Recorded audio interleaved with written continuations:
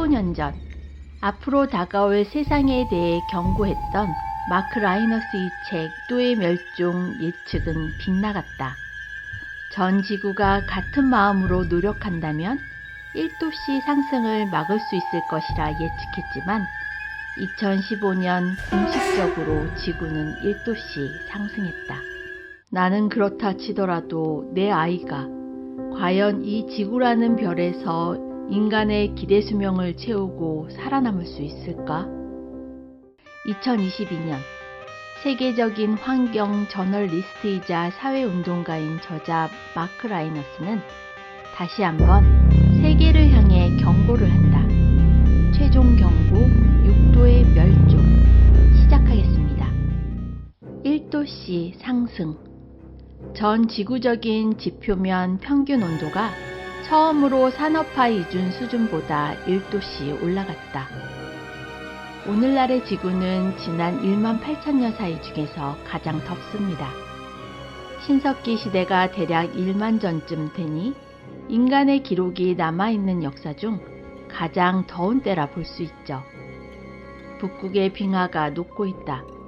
해수면이 상승하고 있다는 내용은 보도를 통해서 이미 많이 알고 있습니다.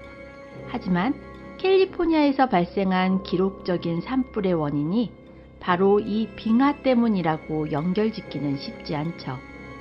빙하가 녹는 것과 산불? 연관이 있습니다. 최근 지극히 객관적인 정보와 데이터를 바탕으로 이를 설명해 나가고 있는데요. 빙하의 소멸은 대기순환에 영향을 주었고 이로 인해 미국 남서부 지역에 몇 년에 걸친 가뭄이 발생했습니다.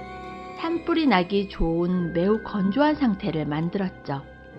이렇듯 북극의 변화는 세계적으로 폭염과 홍수, 그리고 폭설과 한파에 영향을 주기 시작했습니다. 2도씨 상승. 정확히 언제가 될지는 모르지만 기온이 2도씨 상승한 세계가 지속되다 보면 우리는 북극해의 여름이 완전히 사라져 지난 300만 년 동안 처음으로 얼음이 없는 북극의 풍경을 목격하게 될 것이다. 해수면의 상승으로 많은 섬이 매년 파도에 휩쓸려 잠기게 되고 그곳의 주민들은 기후 난민이 된다. 지구가 점점 더워지면 열대지방에 사는 모기들은 중위도 지방으로 이동하며 dengue열을 확산시킨다. 식량의 생산성은 줄어들어 적어도 50만 명이 기후변화에 따른 영양실조로 목숨을 잃게 된다. 50만 명은 꽤 과소평가한 숫자다. 2도씨가 상승한 지구는 한계점이다. 기후의 악순환. 더 큰 문제는 되먹임 현상이다. 북극의 얼음은 탄소와 메탄을 함유하고 있다. 즉, 얼음이 녹으면 그 안에 있는 탄소와 메탄들이 지구 대기에 풀리면서 예상보다 훨씬 더 빨리 3도씨로 가게 된다는 거다. 3도씨 상승. 사람의 목숨을 앗아가는 극심한 폭염은 6년에 한 번씩 발생한다. 기존의 열대지방이나 아열대지방은 사람이 살 수 없게 되어 수억 명의 기후난민이 발생한다. 일단 식물들은 이동할 수 없다. 그 식물을 먹이로 삼은 초식동물 역시 이동하기가 힘들다. 사이언스의 논문에 따르면 기온이 3도씨 상승하면 곤충의 절반, 포유류의 4분의 1, 식물의 44%, 새의 5분의 1이 그들의 환경을 잃게 된다. 변화에 따라가지 못하는 동식물은 멸종된다. 눈과 얼음이 벗겨진 미래의 산들은 높은 급수탑의 역할을 하지 못해 많은 농경지에 차질을 준다. 또한 치명적인 홍수가 자주 발생한다. 3도씨 지구 온난화는 아마존을 전면적인 붕괴로 몰아넣는다. 엄청난 규모의 산불이 지구상에서 발생해 육지 생태계를 없애고 나무를 태워 대기에 수백억 톤의 탄소를 추가적으로 쏟아붓는다. 4도씨 상승. 4도씨가 오르면 지구는 상당 부분이 사람이 살기에 적합하지 않게 된다. 만약 2035년 1.5도씨를 넘어선다면 2053년도에는 2도씨를 넘기고 그대로 4도씨 상승한 세계로 향하게 될 것이다. 이제는 기후 변화가 아닌 기후 붕괴다. 기후가 4도씨 상승한 세계에서 가장 중요한 화제가 바로 열이다. 노년층이나 어린이뿐만 아니라 건강한 사람이라도 사망할 만한 기온의 임계 수준에 도달한 것이다. 소규모 핵전쟁이 일어난 것처럼 재와 먼지층으로 지구를 덮는다. 5도씨 상승. 연중 내내 지속적인 폭염에 간헐적인 홍수로 육지 표면이 손실되어 겨울을 넘기기 위한 식량 생산조차 하지 못한다. 대부분의 도시는 기능을 잃었다. 대규모 농업은 이제 먼 추억이다.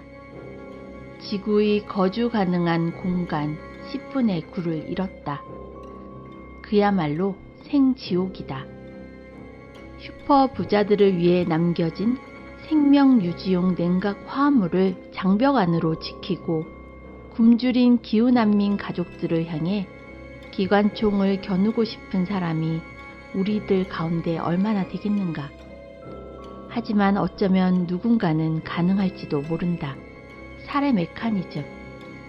수십억 명의 사람이 더위, 가뭄, 식량 부족에서 도망쳐 정치적인 경계선을 허물면서 아직 남아있는 문명에 매달려 있다. 바다는 산성화되고 유독성 녹조로 이미 아무것도 살 수 없게 되었다. 북극의 영구 동토층 대먹임의 속도는 최고의 기어를 올리며 기후온도 상승에 박차를 가한다. 6도씨 상승. 지구 어디에도 얼음이 없다. 북극에서 적도까지 전 세계의 모든 숲이 동시에 불타오르는 모습을 상상해보라. 죽거나 죽어가는 동식물의 잔해가 성서에 나오는 홍수처럼 거센 장마비에 휩쓸려 바다로 향한다. 나무와 동물의 시체가 합쳐져 전 세계 해안선을 따라 둥둥 떠있다. 생존을 위해 나날이 싸움이 벌어지며 그나마 승자는 사체를 먹고 사는 동물이나 세균, 곰팡이다. 여전히 스스로 지구를 구할 수 있다. 아직 전부를 망치진 않았다. 당장 내일부터 전 지구적으로 탄소 배출을 멈춘다면 2015년 세계 각국 정상들이 모여서 탄소 배출을 좀 줄이자고 약속한 파리 조약은 전혀 지켜지지 않고 있습니다. 앞으로도 지켜질 확률은 낮죠. 세계적인 환경 저널리스트이자 사회운동가인 저자 마크 라이너스는 다시 한번 세계를 위해 경고를 합니다. 해가 진 후에 서쪽 하늘을 한번 바라보세요. 지평선 위로 밝은 천체가 한두 시간 떠 있을 텐데요. 바로 지구의 사악한 쌍둥이인 금성입니다. 금성은 한때 우리 행성과 마찬가지로 생물이 거주할 수 있었을 거예요.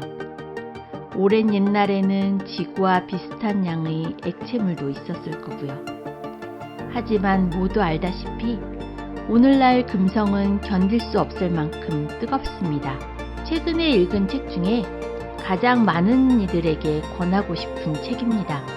논문이나 학술지에 가까워 술술 읽히는 책은 아니에요. 하지만 꼭 읽어보거나 관련된 영상들을 찾아보았으면 합니다. 지구온난화의 위험이 우리의 문제임을 인지하는 것만으로도 충분히 의미가 있습니다. 지난주 만들었던 영상, 책 업스트림 기억하시나요? 어떤 문제가 발생한 뒤에 해결하려고 하지 말고 미리미리 예방하자는 영상.